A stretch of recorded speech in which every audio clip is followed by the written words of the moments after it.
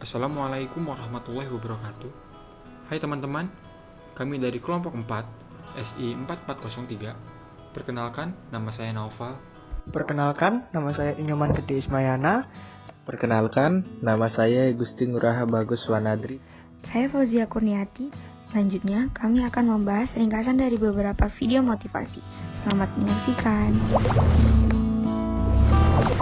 Setiap orang pasti ingin sukses, tetapi banyak di antara mereka yang kesulitan atau bahkan gagal dalam mencapai kesuksesan itu sendiri. Dan kali ini, saya akan mengajak kalian semua dalam membahas Setting Smart Goals dengan subtema Smart Way to Achieve Goals. Sukses adalah sebuah perjalanan. Setiap perjalanan harus memiliki tujuan agar memiliki arah dan fokus yang jelas. Tanpa tujuan, kita tidak bisa mencapai kesuksesan. Kenapa demikian? Karena tujuan adalah sebuah kuantitatif yang mengukur keberhasilan atau kesuksesan itu sendiri. Dalam mencapai sebuah tujuan, ada metode yang disebut dengan metode SMART yang diciptakan oleh George T. Doran. Apa itu metode SMART? SMART adalah sebuah singkatan S for specific. Pertama, kita harus menentukan tujuan kita secara spesifik. Tujuan kita harus jelas dan didefinisikan dengan baik. Adanya tujuan yang spesifik bisa membantu kita supaya tidak kehilangan arah. Kita pun bisa menjalani semua tujuan tersebut dengan lebih terencana dan terarah. Cita-cita saya adalah menjadi seorang pengusaha. Tentu pernyataan tersebut sangatlah fleksibel. Kita bisa mencoba menyebutkannya lebih spesifik lagi. Seperti, saya ingin menjadi seorang pengusaha minyak dan perusahaan saya nanti harus mencakup nasional maupun multinasional. Pernyataan ini tentu lebih spesifik dan akan membantu kita lebih fokus dalam mencapai tujuan kita. Selanjutnya ada M for measurable. Kita harus memiliki tujuan yang dapat diukur. Dengan adanya tolak ukur di sini, kita bisa melihat perkembangan dari proses yang telah kita jalani. Ini memungkinkan kita untuk memotivasi diri kita sendiri dan mengevaluasinya kembali. Jika tujuan kita tidak dapat diukur, kita tidak akan bisa melihat progres yang telah kita jalani. Kemudian ada A for attainable. Tujuan yang baik haruslah yang memang bisa dicapai. Dengan melihat keadaan kita saat ini, kita bisa mengukur apakah tujuan tersebut memang realistis atau tidak bagi kita. Jangan membuang-buang waktu untuk mengejar semua kemustahilan. Walaupun kita terdorong untuk sementara waktu, tapi akhirnya kita akan hampir menyerah juga.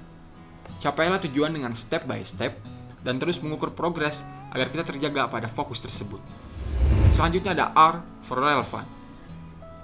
Pastikan bahwa tujuan kita memang penting bagi kita dan sejalan dengan tujuan relevan lainnya. Mencapai tujuan yang tidak relevan seolah kita tidak mencapai apa-apa. Pastikan tujuan Anda relevan dengan tujuan besar lainnya.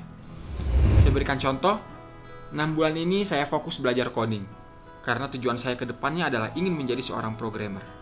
Pernyataan tersebut tentu relevan dengan tujuan besar lainnya. Dan the last one adalah time bound. Tujuan tentunya harus memiliki batas waktu. Batas waktu di sini bertujuan agar kita semua bisa melihat perkembangan dari proses yang telah kita jalani. Selain itu, agar kita terus bersemangat dan bersungguh-sungguh dalam mencapai fokus kita. Batas waktu di sini bisa kita gunakan sebagai ukuran. Apakah kita tepat waktu dalam mencapai sebuah tujuan atau belum? Oke, sekarang kita sudah tahu apa itu metode SMART. Ada poin penting yang harus kita ingat. Jika kita telah mencapai tujuan kita, bukan berarti jalan kita telah berakhir. Kita harus terus fleksibel. Kita harus menerima kritikan orang lain. Kita harus terus mengevaluasi diri kita. Dan kita juga harus mengupgrade apa tujuan kita ke depannya. Tentunya dilandasi dengan fokus dan juga doa kepada Tuhan. Semoga kita semua dapat mencapai tujuan besar kita. Terima kasih. Saya Nopal, and goodbye.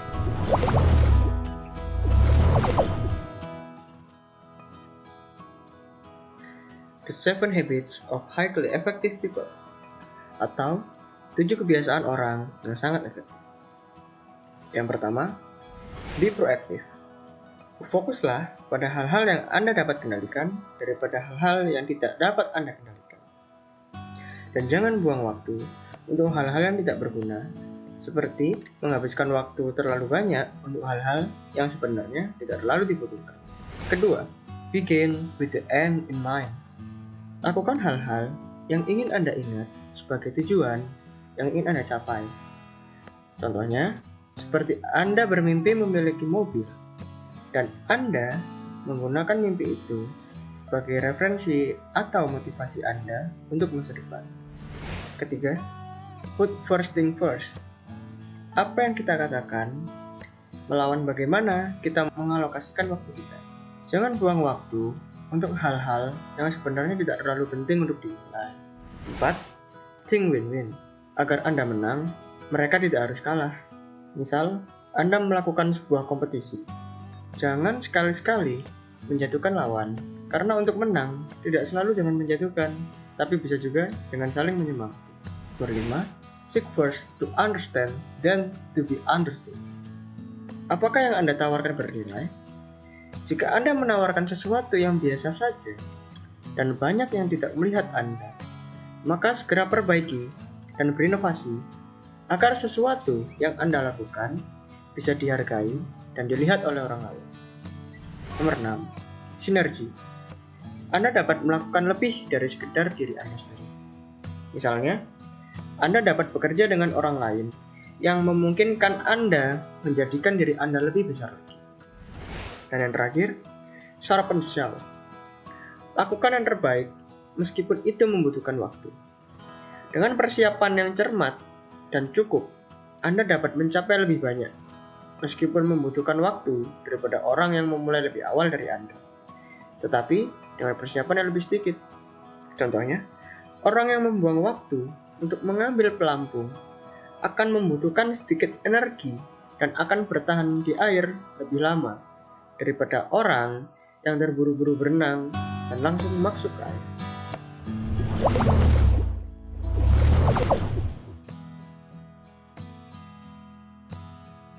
Nama saya Fauzia Kurniati. Pada kesempatan kali ini saya akan menjelaskan sedikit ringkasan dari video motivasi How to Stop Screwing Yourself by Mel Robbins yang berjudul Doing What You Want is Easy, but It's Not Simple. Kenapa easy? Karena di era seperti zaman sekarang ini kita bisa mencari tahu segalanya lewat internet. Nah, dengan itu jika ingin melakukan segala sesuatu, kita bisa saja melihat di internet, karena sebelum-sebelumnya mungkin ada saja orang yang pernah melakukan hal yang kita inginkan dan kita tinggal melakukan hal yang telah mereka lakukan dengan mengikuti step by step-nya. Nah, itu kenapa doing what you want is easy. Nah, tapi kenapa it's not simple? Yang pertama yang harus kita tahu adalah you are not fine. Kita merasa bahwa hal yang kita dapatkan pada saat ini cukup. Nah, bukan bermaksud untuk tidak bersyukur. Hanya saja dengan mengatakan seperti itu, kita seakan-akan menyerah dengan keadaan. Nah, seperti contoh, kita sudah mendapatkan nilai segini, terus berkata bahwa oh udah deh segini aja, toh juga gak remet. Nah, itu tuh kita menyerah dan kita berkata bahwa we're fine with this situation. Dan itu hal yang tidak baik, karena dengan itu kita gak bakal berkembang. Selanjutnya yaitu force yourself. You have to force yourself to be uncomfortable. Karena tidak ada hal yang menyenangkan jika dipaksakan. Contoh, kita nggak suka belajar, tapi kita harus belajar. Kita harus memaksakan diri kita untuk belajar, karena dengan itu kita akan berkembang. Kita akan mendapatkan apa yang kita mau, yaitu mendapatkan nilai yang terbaik. Selanjutnya yaitu you're never going to feel like it. Kamu tidak akan pernah merasakannya, yaitu ya apa yang kamu mau tadi. Balik lagi, if you're feeling that you're fine, kita gak bakal force ourselves untuk keluar dari zona nyaman kita. Nah, dengan itu semua hal yang kita inginkan hanya sebuah mimpi, karena kita tidak melakukan sebuah usaha untuk hal yang kita inginkan tersebut. Sekian dari saya, selanjutnya akan disampaikan oleh rekan saya, Bagus. Waking up earlier is a representation of the psychical force required to change. Jadi di sini dimaksud adalah melatih diri untuk bangun lebih awal. Jadi kamu bisa memulai hari lebih awal dan menyiapkan segala sesuatu dengan baik. Lakukan exercise ringan setiap pagi. Itu seperti olahraga kecil seperti yoga dan lain-lain. Lakukan perubahan kecil. Ini seperti melakukan aktivitas yang tidak biasa kau lakukan. Selanjutnya, you have to do what you don't want to do. Jadi di sini maksudnya adalah keluar dari zona nyaman.